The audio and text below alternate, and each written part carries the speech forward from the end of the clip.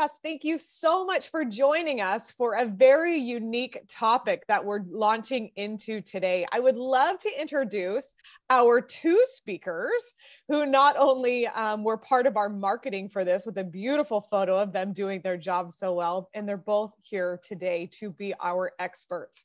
So please let me introduce you to Kat and Lauren. They have their own company, Terra Firma Healing Arts. They're both certified and registered yoga and meditation teachers, as well as Reiki masters. So welcome, ladies. I don't even know if I said that last word, Reiki masters. Reiki. It depends on where you're from, right? Yes, exactly. So again, welcome to the podcast. Thank you so much for taking time out of your life, your business, your schedule to join us today. Yeah, well, thank you so much for having us. Yeah, we're excited. We're so happy to be here. You probably have the very best background of all for those that are joining us via video. It's very lovely. We're so used to bookcases and things very corporate. So I love what you're bringing to the table today. And I'm so excited. I've been so excited about this topic since we made the connection together, because I experienced this myself a little while ago. I'm always looking for new things to try, especially within the health and wellness world. And I had an invitation to go to a local salt cave. I'm sure you guys are well aware of this place, where they do sound baths while you're getting this salt immersion therapy. So I had an amazing experience. And that is what we're talking about today. It kind of took me to a whole new place. And I walked out of there, what I felt like was a whole new person. And I assume it's because of the sound, not necessarily the salt that I was breathing in, but you never know. So whoever wants to start, Lauren or Kat, whoever wants to start, tell us what sound healing is and kind of where it comes from and why it's, becoming more popular. Okay. Yeah. Do you want to start? I'm fresh out of teaching yoga, so I'll let my Shavasana brain. Yeah. So I'll let Kat start. Yeah, so this is Kat and I'm Lauren. Sometimes people think the opposite. Yeah, and obviously Yes. So it's a very ancient practice, very, very ancient. It was like one of the most original forms of healing was making use of sound as medicine. And so it is essentially what it sounds like. It's a sound bath. It is a massage for your cells. I don't want to claim that those are my words, massage for your cells. We heard that somewhere and we're like, that's exactly it. The sound waves and the sound vibrations really affect you on a cellular level and help to de-rubble, declutter any residual stickiness and energy blocks. And it can help support you physically, and we'll dive into this more, but physically, emotionally, energetically. And so the benefits are very vast. Mm-hmm. What do you think? Yeah, I you said it well. Yeah, especially, so it can be referred to as sound healing, or sometimes it's referred to as a sound bath. And I feel like that's so accurate. Like the sound washes through you, maybe in a way that like words or a logical brain might not be able to access otherwise. And yeah, it can affect everyone differently, but typically it can just be a very deeply healing experience, like you mentioned, experiencing that salty. Yeah, I mean, and what I noticed too when I was, in my sound bath that I was in, it was almost like I couldn't focus on anything. So a lot of the times with a meditative practice, whether it's, guided or, something that you're doing yourself, I mean, my thoughts are going in a million different directions. You have to continue to bring it back. It was so amazing for me within the sound bath. And this is probably the point. I was so hyper focused on what I was listening to that there wasn't time for me to be like, oh, what's on my task list next and what's for dinner and are my kids in bed? Like, I didn't even have time to think about it.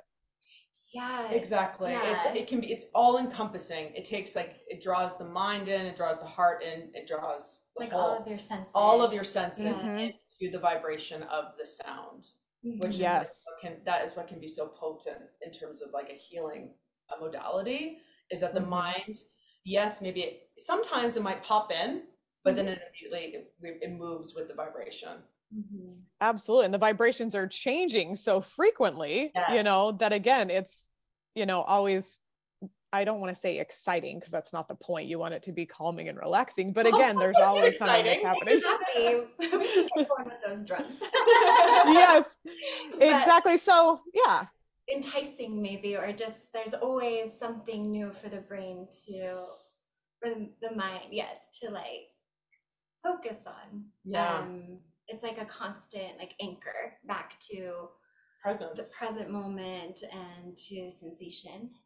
Mm-hmm. So would you say, just from the research and what you do, is, sound healing and sound baths, is it a meditative practice, or is it something that would be different than, maybe some of the meditations that we've talked about on our podcast before? I feel like I want to say both. It can depend on, the sound bath and practitioner you're going to, and it can also depend on your relationship to meditation and sound. Some sound baths and forms of sound healing, especially the crystal bowls, it can be like deeply relaxing, and yes, that like meditative experience. Sometimes the sound can be activating. It can allow you to like access different parts of you or memories or experiences to move through. Yeah. So I would consider it meditative, but there also can be an aspect that is healing in the way of bringing up things to move through. Yeah. Uncomfortable at times. Right. Yes. Yeah. We often talked about, mental and emotional healing and trauma and, and bringing those things to the surface within, the wellness arena that Orion works within. And I think this is another great addition, within that therapeutic practice for sure. Yeah. I think so. You ladies are probably going to talk about your sound instruments. But one of the things that I wanted to make sure that I asked, obviously you're going to show us some of those and probably talk through the different things that you ladies use for your practice, but does it need to be something that's official? Can you sound bathe with the ocean? Yes. Can you sound bathe with nature in the trees? Yes, I love this question so much. Yes, the answer is a full stop yes. Great. I believe, if we were to be out in nature, just in receiving the sounds of nature and just being so present with that music, that vibration, I believe it has the same level of the therapeutic benefit. It might not be as, there might be some other additional sounds taking place, of course, but the healing power of being so present with that vibration is comparable. Yes. That is so great. So tell our audience today, obviously not everyone is going to be listening to our podcast, via video. So you're going to have to use your words to describe it as well. But what do you ladies use? How do you begin, with the description of your instruments? Yeah, well, I think the first is kind of almost relates to what we were just talking about, where first, every practitioner is unique, but for us, we will guide people through kind of like a senses scan, guided meditation first, where we are like bringing in all the layers of whatever environment we're in, and like even offering our voice as just another sound. So I think the first would just be like our actual voices, and we do vocals during our sound baths too. Like I'll sing at times. Yes. Oh, I'm just going off on a tangent in my mind. I was just thinking about like if anyone listening has ever been to like a yoga class where they chant Om, like that is a therapeutic benefit of feeling that vibration in your chest and in the room from others. So even simply a voice is a powerful tool. Yeah. But then we're happy to talk about our instruments and then others that we don't have yet. Yeah. The list is ever growing. The list is ever growing. But so we do have a variety. That's the one thing that you'll find. Like some practitioners I would say maybe primarily use one, like singing bowls. Some practitioners use drums or tongue drum. Like it really depends. For us, we use a variety. We like to use that to create a very dynamic and layered experience, because all the tones from the variety of instruments have different healing effects and different points of, I'm going to say, activation while also soothing. Right. Yeah, I love the way you said that, because there definitely is that, the reverberating sounds, maybe the lower sounds versus those. That's fantastic. Yeah.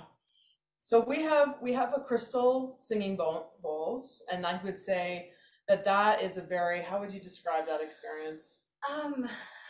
So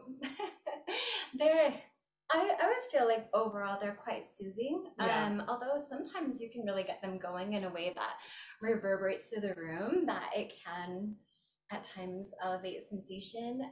But yeah, crystal singing bowls, ours are made out of quartz. Yeah. And these ones are actually, they're all 432 hertz. So there's different hertz of instruments. And then each of our bowls goes with like a different chakra. So in the yoga world, that's like an energy center in your body. So some people that are more aware of that, they will be able to feel it in those areas. And it produces like a really clear tone, really almost crystalline tone. And it lands quite differently within the body.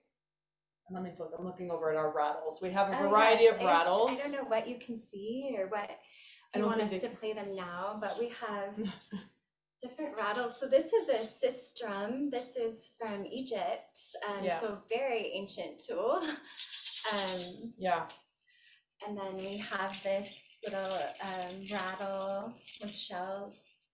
And typically rattles are used at the beginning and ending of a sound bath. However, sometimes we plop it in if it calls to us. But they're again just a really good introductory and ending tool to, again, just signal the kind of the opening and closing. We have chimes. Oh yeah, some of them are still in my yoga bag. We have chimes today. And we have a rain stick. And again, these are kind of from all over the world that we've gathered. We have an ocean drum. I love that you asked about the ocean. So it does, I would say, really accurately like reflect the sound of the ocean. Very, very, very powerful, almost like hypnotic rhythm that produces. And then we have a variety of frame drums, and they're used to kind of go into a trance state of being. Wow. So question came through as you were talking about how you use your voices as well as your different tools that you have, their instruments that you have. Do the healing sounds that we make with our mouths or our bodies, does it have the same effect that your instruments would, or is it kind of a layering effect? That's a really good question. So I think the thing about our voice is it can be incredibly varied. You can reach tones that these instruments can't. So to me, the vocals is more of that like layered dynamic element. I also, again, going back to like ancient times, it was absolutely a form of sound medicine.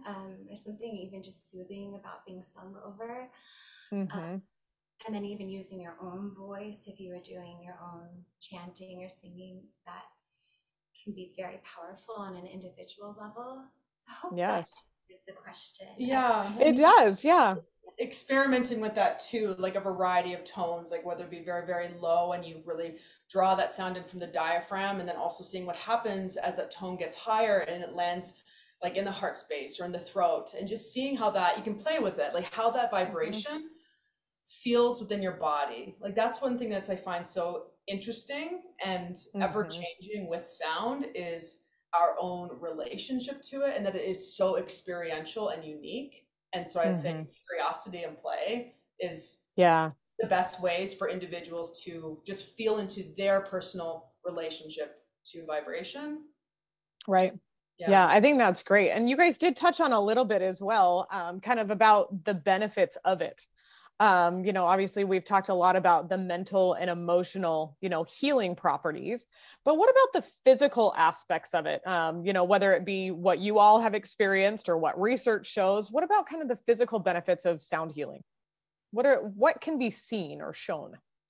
Yeah, so there is research done on it, which I just love, because I do feel like a lot of it, we can feel it ourselves in our bodies, but then I just absolutely love when research does back up some of these practices. Mm-hmm. So one thing that you could expect from sound healing is this sense of deep relaxation. Um, Another research benefit is better sleep. Um, Also, it can help with different physical ailments. It can help like with releasing tension, like pain relief. Like it's an Mm-hmm. opportunity to like either again like meet sensation and learn how to move through it, or just simply having it be soothed by the sounds. So those are just a few Yeah, and benefits. like with pain relief, it can produce like certain hormones like within the body, Mm-hmm. and like certain levels of increased like oxytocin and dopamine within Mm-hmm. the body, which does help with that pain relief. And same with Yeah. relaxation. There's Mm-hmm. certain chemicals that are released, and that it's been proven to help Yeah. with that alleviation of physical pain, as well as I would say emotional discomfort. Yes, yes. I am very much, and our poor podcast listeners are going to hear so much about this. I am a certified sleep science expert, so I Oh, totally get this okay. when it comes to kind of sound and how that can release and help you sleep better. Prime Yes. example was last night I did a, sunset yoga session. I happen to be in California right now, so I was out there on this little deck that overlooks the ocean, and it was, the most amazing, talk about therapeutic moment for me. But as I'm just laying there, who knows how much yoga I actually did. But again, just listening to the sounds of it, I had the best night's sleep that I've had last night in weeks. And I honestly think it was because of the sound. It wasn't about my, potential stretching that I think I did last night. But again, it was just the sound and soaking that all in. So that is one that really resonates with me as a sleep nerd. But again, it's so true. So I love that. Yeah, and it actually changes your brain waves. So you can actually go into like that deep theta and then even delta state, like through the sound waves. So yes, and I wanted to like tell you you were still doing yoga because there's many types. I know. Yes. It was a very restorative type, really. Yes, It was. It that's was what great. we teach restore and then yoga nidra, which that's another topic, but it's yeah. Yes. So this probably is a very obvious answer that you're going to answer next, but who can benefit from sound healing and taking advantage of sound baths? Yes. Well, everyone. Yeah. Yes. Everyone. However, I just, the thing that I know that we really love to encourage with people who do join whether it be our yoga classes or our sound baths, is that to really meet themselves with that kindness and that level of compassion, because as we mentioned before, sometimes certain sounds can be particularly activating, and that people have like autonomy, and so if something is feeling particularly activating, that you are never stuck, that you can pause for a moment and leave the room. But in terms of how this sound affects people, it's everybody. Even just hearing like the sound of birds outside, like that affects our whole nervous system. And there are like some particular things people might be experiencing that there has been research that sound healing can help, and so I'll list them off. So one is sleep disorders. So this is actual research. So that can help with sleep disorders, anxiety, depression, stress management, PTSD, depression, and pain management. So, I mean, I think that can cover a lot of people these days. Yeah. Um, but I think something, yes, to keep in mind with maybe some of the mental health aspects again is like if you work with a professional, maybe just talking to them about it first, because again, like some people might realize sounds are really uncomfortable or Triggering, overstimulating. yeah. Or just to know if that comes up. I feel like we're talking Sure. about that a lot, it might be, but that is an aspect. But overall, like, yeah, so many therapeutic benefits for many populations. Yeah. Yeah, I think back to what Kat said, like giving yourself that permission to go into the sound with a really open mind, I think is something we love to share with people. Yeah. How frequent do you typically see people or suggest? It probably depends on why they're seeking this type of, healing practice, but how frequent do you suggest, or is it all independent, or is it all individualized? I think it is individualized. I think it is really individualized in terms of, some people really love to, frequent sound baths once a week, like going to a live, like immersive experience. And some other individuals really like making, if they can't get to a sound bath, perhaps listening to like a recording online as like a modality to help, bring a little bit more of a restful state before sleep.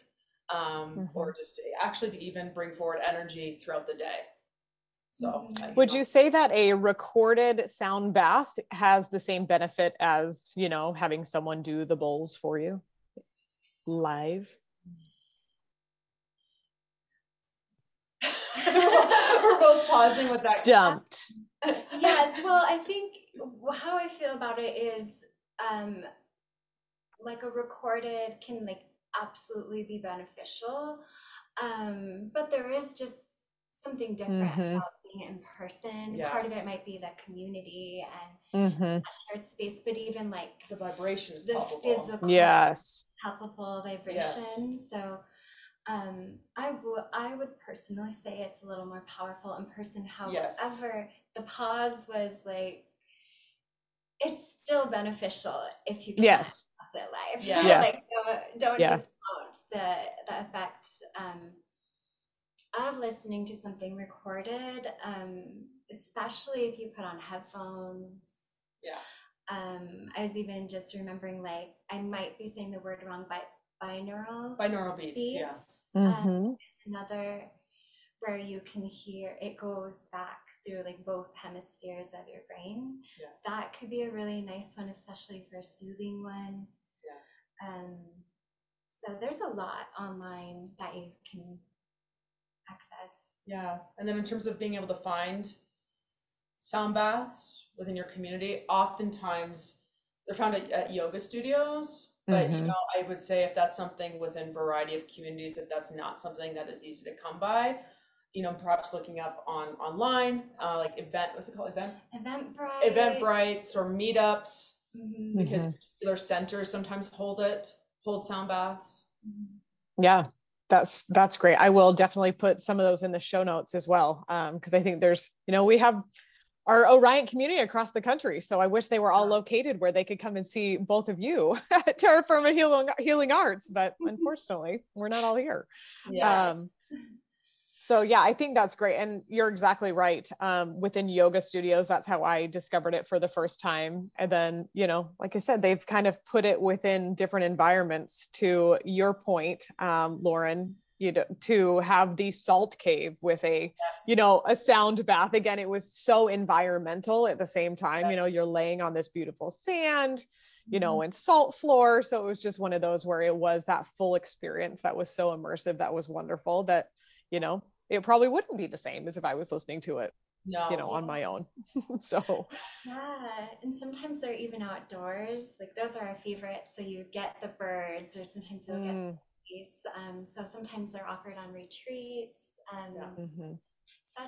Such a variety. And then even just there's different apps or venues online. Like one of our favorites is Insight Timer. It's a free meditation app that has a lot of different sound options, or even YouTube will have live sound baths. So if anyone listening or watching can't make it somewhere in person, there's so many different opportunities to try.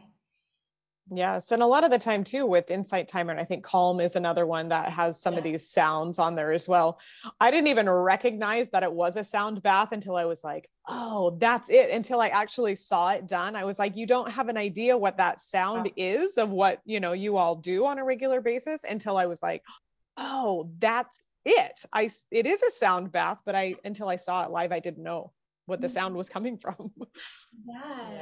Yeah, and there's other instruments that we didn't mention. There's like Tibetan singing bowls, there's gongs, flutes, people can play guitar.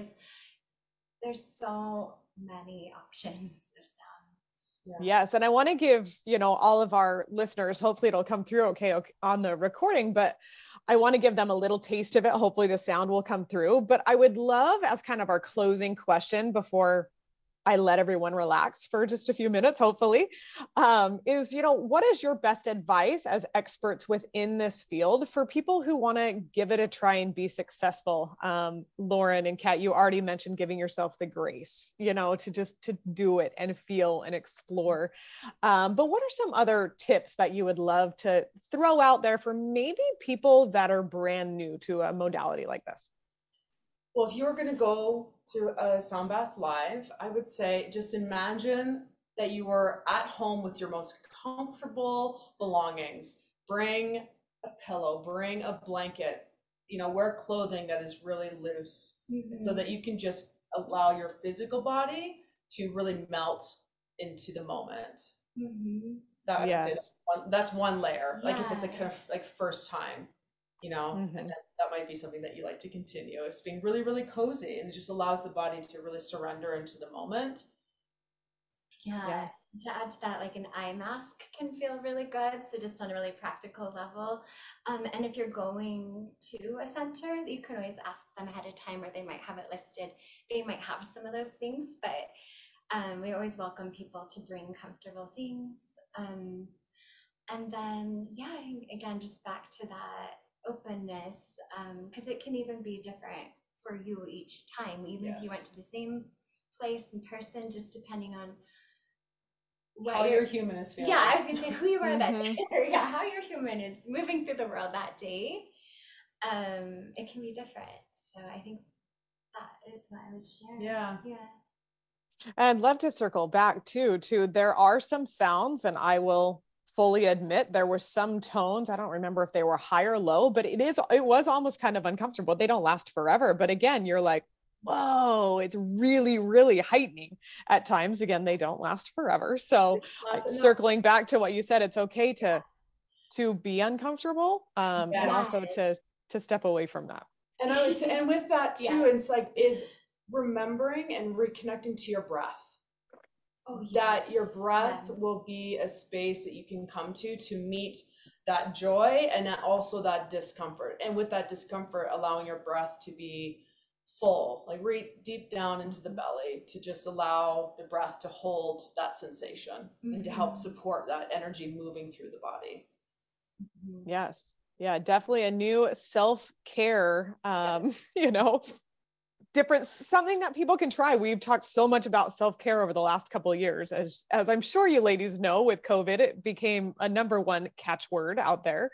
But this is a new way to do that. And again, I tried it for the first time and I loved it. And again, I'm kind of bringing sound into different parts of my life. I'm not just dancing around in the kitchen cooking anymore. It's just so many other things. And, sound has been pretty wonderful. So if people haven't tried it, I think you've got two great experts that will convince you to do that, as we kind of, roll into hopefully a little demonstration of it. But before closing, thank you, ladies, so much for taking the time to use your voice today before you use your hands. for being here today. I love your expertise, and I will probably invite you back to go a little bit more down the yoga route since you guys are experts at that as well. Love So thank that. you, ladies, so Thank you much. so much. Yeah, thank you. And just a quick, moving into next month before I turn it over to you for a little bathing. We are talking about sleep next month. So here I go again. So maybe this is a great lead in to next month. But again, we're continuing our series about diabetes prevention and how we can use sleep for diabetes prevention. So maybe we can add in a little sound to that. So please join us next month for that podcast. So Lauren and Kat, I'm going to let you take it away. We'll listen for a few minutes and we'll wrap it up from there. Okay, That thank sounds you good. so much. Okay, we're gonna plug in our fancy microphones. Let's just. Do you mind, Tara? Do you mind just letting us know if the sound is coming through for you? Sure. Yeah, that'd be great. Just plug it in because that's what I had plugged in when I first joined. Yes.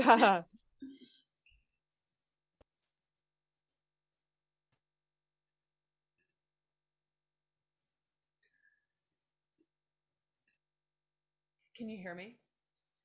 Yes. Yep.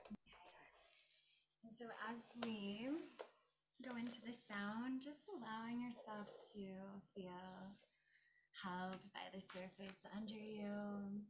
If you're in a space where you can close your eyes, maybe closing your eyes and just allowing yourself to get comfortable.